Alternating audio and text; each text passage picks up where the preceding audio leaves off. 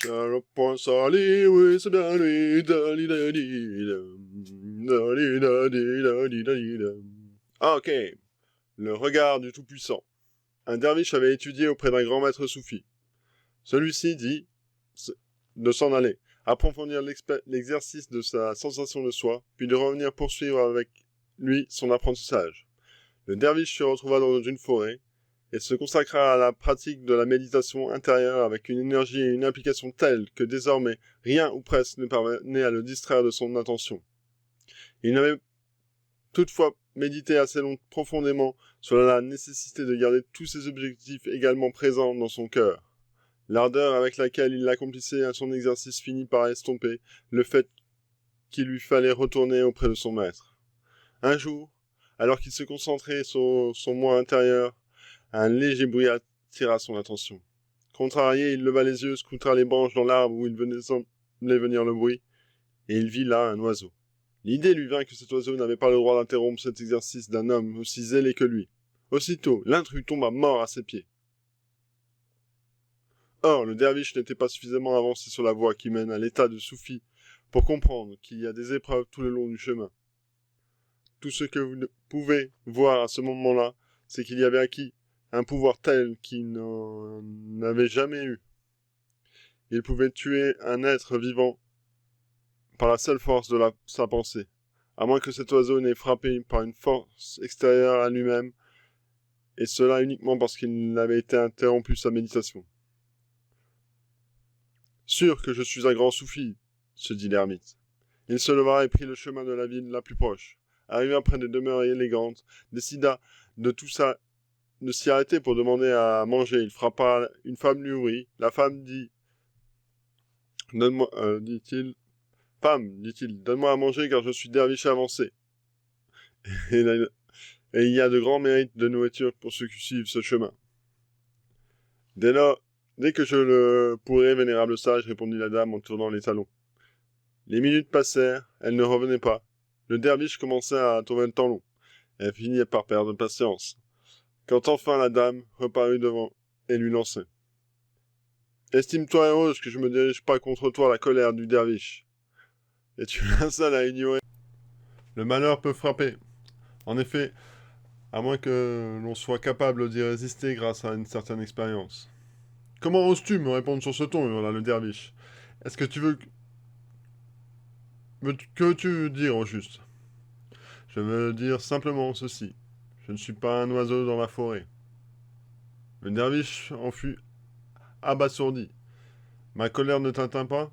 Et tu veux lire dans mes pensées? Bredouilla-t-il. Il la supplia d'accepter comme élève. Tu as désobéi à ton premier maître, tu manqueras pareillement à tes engagements envers moi, dit la femme. Alors dis-moi au moins, comment as-tu atteint le niveau de compréhension qui dépasse à ce point le mien? Implora le derviche. En obéissant à mon maître, je participais aux entretiens et aux exercices quand il me l'invitait à y participer. Le reste du temps, je devais considérer mes tâches quotidiennes comme mes exercices. Ainsi, bien que je sois resté sans nouvelles de lui pendant des années, ma vie intérieure n'a cessé de se développer. Et ces pouvoirs que tu as constatés, et bien d'autres encore, me l'ont été donnés. Le derviche retourna à la tekia de son maître pour y recevoir de nouvelles instructions. Le soufi refusait de l'écouter, lui dit simplement « Va te mettre au service de l'éboueur d'un tel qui nettoie les rues de telle ville. » Le derviche tenait son maître en si haute estime qu'il se rendit dans la ville que celui-ci avait indiquée. Sitôt arrivé, il se mit en quête de l'éboueur. Mais, quand il le vit, tout couvert d'immondices, il eut un mouvement de recul. Il ne pouvait accepter l'idée d'être le serviteur de cet homme. Le derviche restait là, ne sachant que faire, lorsqu'il entendit quelqu'un appeler par son nom. « La Jawar, quel oiseau veux-tu tuer aujourd'hui ? La Jawar, quelle femme pourrais-tu lire aujourd'hui dans tes pensées ? La Jawar, quelle tâche révoltante ton maître imposera-t-il demain ? La Jawar, demande à l'époueur. Comment peux-tu voir en moi ? Comment un Macédantine peut-il faire ce que de pieux ermites ne peuvent pas faire? Qui es-tu? Certains pieux ermites le peuvent, dit l'éboueur, mais ils ne sont pas pour toi. Ils ont autre chose à faire. À tes yeux, j'ai l'air d'être un éboueur parce que de tel est mon métier. Tu n'aimes pas le travail, alors tu n'aimes pas l'homme. Parce que tu t'imagines que la sainteté est dans les ablutions, et les génuflexions, et les méditations. Jamais tu ne la trouveras. J'ai acquis mes aptitudes présentes parce que je n'ai jamais pensé à la sainteté. C'est là, c'est à ma tâche, au service que je pensais.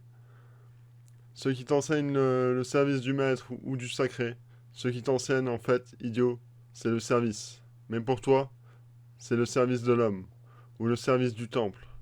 Parce que tu ne peux pas porter toute ton attention sur le service, tu es, pour ainsi dire, perdu.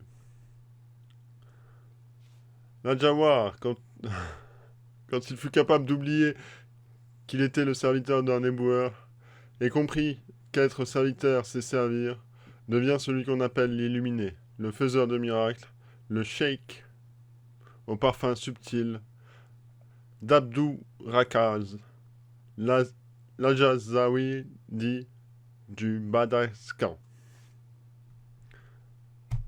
Tin. Eh oh, musique.